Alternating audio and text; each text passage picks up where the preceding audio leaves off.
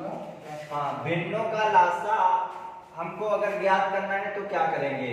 तो भिन्नों का लासा, कभी भी अगर ऐसे प्रश्न आ जाए कि भिन्नों का लासा में कभी लासा पूछ दे और कभी मासा पूछ दे, तो हम क्या करेंगे कि भिन्नों का लासा ज्ञात करने के लिए हमेशा याद रखना कि अंश का लासा और हर का मासा लेते हैं।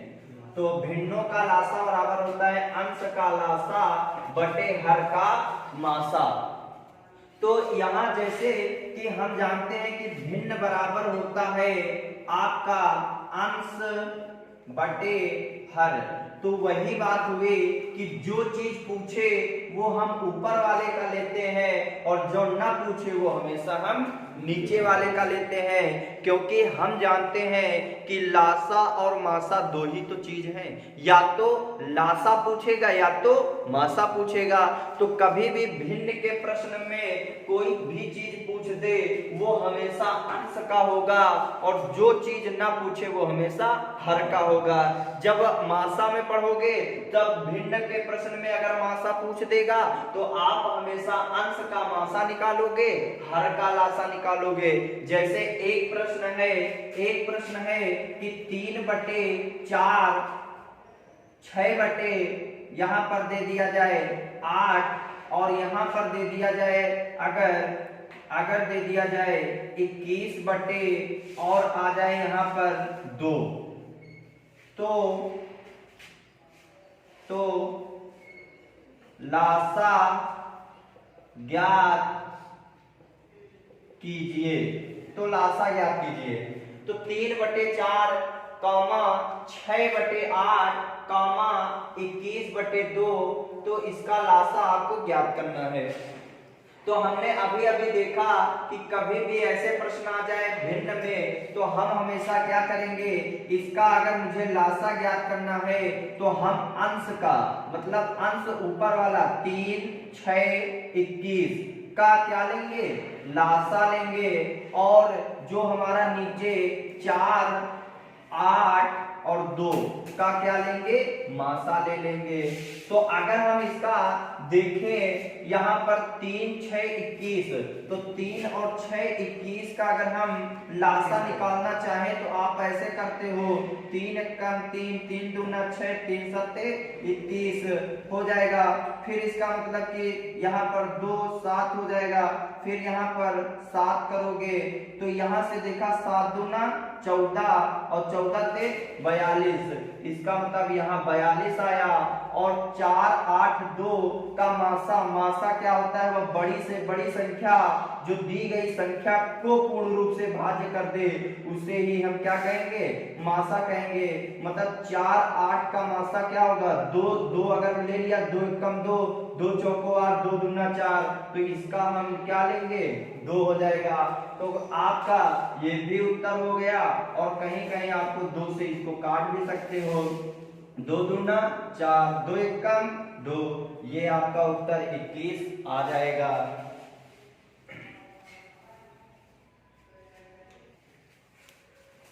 अब देखो ये आपका भिन्न में अगर पूछ दे लासा, तो हमने देखा लिखा है प्रश्न 0.9 0.18 3.6 7.2 का लासा ज्ञात करो।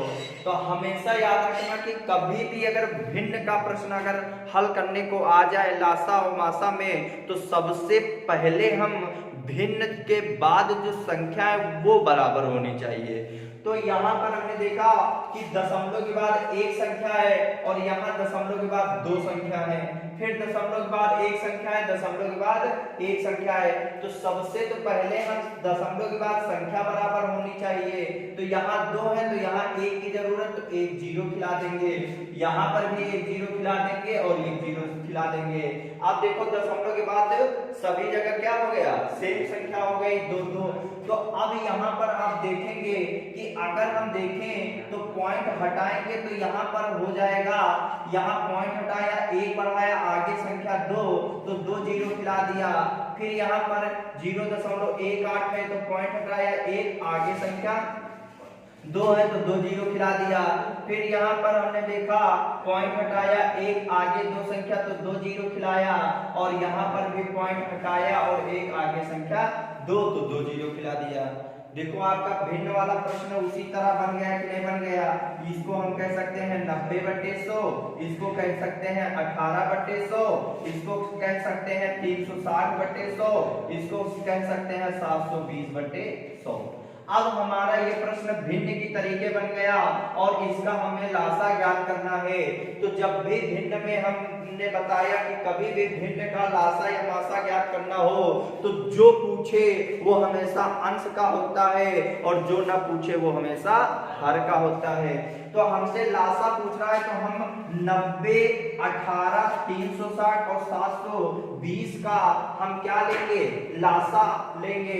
तो आप लोग जानते हो कि यहाँ पर अगर हम इसका लासा निकालें तो ये 18 हो जाएगा, 90, 360 और 720। अब इसका अगर फैक्टराइज करोगे तो फिर ज्यादा टाइम लगेगा। तो अगर हम यहाँ पर ही देखें 720 मैंने कहा, 720 अगर मैंने देखा कि 720 अगर मैं लासा लूं तो ये जो संख्या है इन सभी से कटना चाहिए कि नहीं कटना चाहिए। तो अगर हम देखें तो 720 तो इसका मतलब 36 दूना 72 होते हैं कि नहीं होते हैं, 18 चौको 72 होते हैं कि नहीं होते हैं, और 9 अट्ठे 72। तो इसका मतलब कि ये भी आपका जो एलसीएम है वो क्या आ जाएगा 720, और नीचे देखा मैंने 100 100 100 100 सभी में कॉमन है। तो इसका जो हम मासा निकालेंगे तो मासा का मतलब होता है वह बड़ी से बड़ी संख्या जो दी गई संख्या को पूर्ण रूप से भाज्य कर दे। तो अब यहाँ पर सभी में जो कॉमन चीज आती है वो भी मासा होता है, वही मासा कहलाता है। तो मान लिया सभी में 100 तो कॉमन, तो इसका भी मासा भी 100 हो जाएगा कि नहीं हो जाएगा। तो इसका मतलब कि अगर हमसे लासा पूछ रहा है तो इसका लासा हम क्या लिख सकते हैं, नीचे 2 जीरो है तो 2 संख्या के बाद क्या खिला देंगे, दशमलव खिला देंगे। तो इसका मतलब कि 1 2 यहाँ दशमलव खिला देंगे, ये हमारा उत्तर हो जाएगा। नोट कर लो।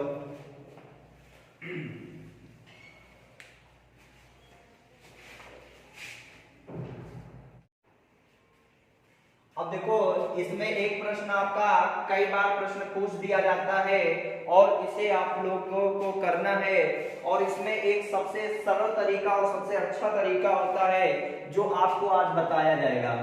कह रहा 5 घंटियां क्रमशः 4, 5, 6, 10 तथा 12 सेकंड के अंतराल में क्रमशः बजती हैं, तो वे 1 घंटे में कितनी बार बजेंगे, 1 घंटे में कितनी बार बजेंगे। तो जब ऐसे प्रश्न आ जाए कि कितनी बार बजेंगे तो हमेशा याद रखना कि सबसे पहले हम दिए गए अंतराल के समय का हम एलसीएम निकाल लेंगे। क्या निकालेंगे, एलसीएम। तो इसका एलसीएम अगर लोगे तो यहाँ पर 2 दूना 4, 5 2 तिया 6, 2 पंची 10, 2 छाक 12, 2 एकन्नम 2, 5 और यहाँ पर 3, 5 2 तिया 6। तो यहाँ 5 1 फिर 5 फिर 3 एकम 3, फिर 5 से काट दोगे। फिर इसी प्रकार अगर हम देखें इसका एलसीएम तो 2 दूना 4 तिया 12 पंची 60। तो इसका जो एलसीएम आया वो 60 सेकेंड आया, 60 सेकेंड आया। तो आप जानते हो अगर ये 60 सेकेंड है तो 1 मिनट में कितने सेकेंड होते हैं, 60 होते हैं। इसको हम 1 मिनट भी लिख सकते हैं कि नहीं लिख सकते हैं। तो कभी भी कितनी बार अगर पूछ दे कि कितनी बार है तो यहाँ पर लिख लेना कितनी बार बजेंगी। तो अगर ऐसा प्रश्न आ जाए तो हमेशा याद रखना कि जो दिया है कि 1 घंटे में कितनी बार, 2 घंटे में कितनी बार, 4 घंटे में कितनी बार, तो वो हम पहले समय लिख लेंगे और समय लिखने के बाद जो तुमने एलसीएम निकाला है उससे हम उसमें भाग कर देंगे और इस वाले प्रश्न में 1 हम जोड़ देंगे सिर्फ। तो हमारा समय दिए है कि 1 घंटे में कितनी बार, तो हम समय 1 घंटे लिखेंगे। और 1 घंटे आप जानते हो 1 घंटे है, और हमारा जो यूनिट छोटी है वो आया है एलसीएम 1 मिनट। तो 1 घंटे में कितने मिनट होते हैं? 60 मिनट होते हैं, तो इसको हम 60 मिनट कर देंगे। और एलसीएम 1 मिनट, तो मिनट बटे मिनट प्लस 1 हो जाएगा। तो 60 प्लस 1 इक्वल टू कितना होता है? 61। इसका मतलब वे एक साथ ये 1 घंटे में 61 बार बजेंगी। नोट कर लो इसे।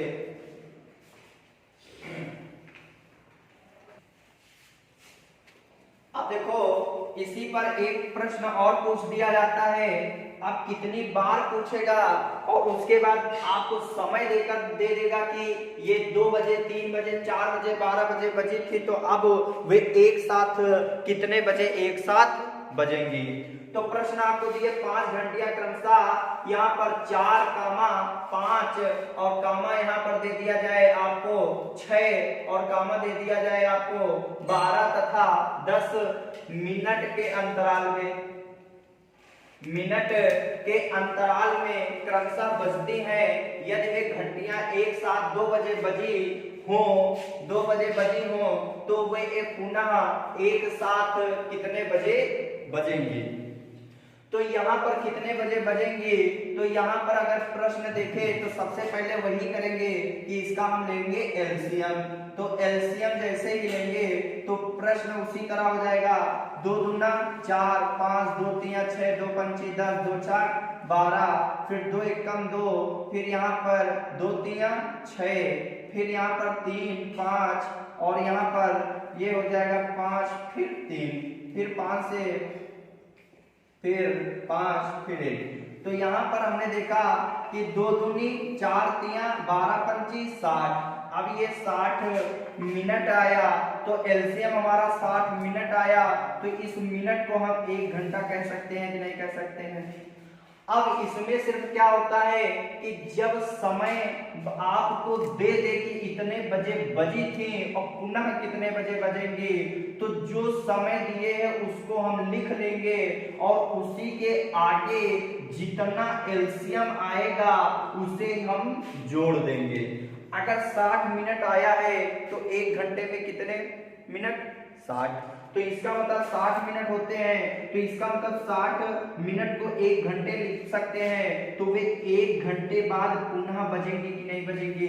तो इसका मतलब कि अगर हम देखें 1 घंटे बाद पुनः बजेंगे तो 2 + 1 कर देंगे, तो वे एक साथ आप कितने बजे बजेंगे?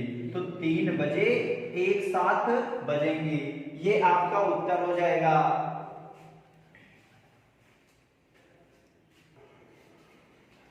तो अगला प्रश्न देखो क्या कह रहा है कि यदि 2 संख्याओं का अनुपात 2:3 है, यदि उसका लघुत्तम समापवर्तक 42 हो, तो उन संख्याओं का महत्तम समापवर्तक क्या होगा। ऐसे प्रश्न अब काफी आपके एग्जाम में पूछे जा रहे हैं। तो अब ऐसा प्रश्न करने के लिए देख लो क्या होता है। तो जैसे मैंने कहा 2 संख्याएं हैं 2:3, जिसका लघुत्तम समापवर्तक 42 दिए, मतलब इसका एलसीएम जो दिए है वो कितना दिए? 42। अब ये 2 संख्याएं 2:3 है, तो ये अपने आप में ये अनुपात क्या रियल मान होता है? नहीं होता है। तो जब रियल मान नहीं होता, मान लिया पहली संख्या 2 है, दूसरी संख्या 3 है, तो 2 और 3 का अगर हम लासा लेना चाहें तो क्या आएगा? 2 तिया 6। इसका मतलब लासा बराबर लासा हो जाएगा कि नहीं हो जाएगा? तो 6 बराबर 42, तो 1 बराबर कितना होगा? 6 सत्ते 42। इसका मतलब कि वो संख्या 1 जो है वो 7 के बराबर है।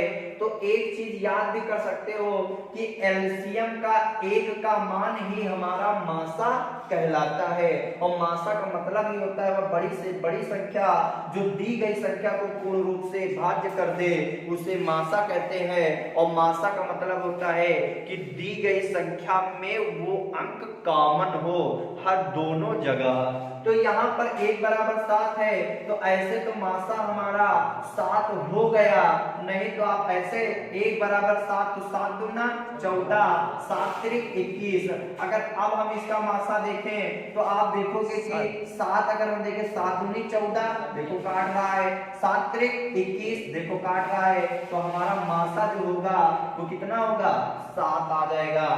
अब ये इसी पर अगर मासा पूछ दे तो सेम पैटर्न इसी पर होगा, जो आगे आप देखना।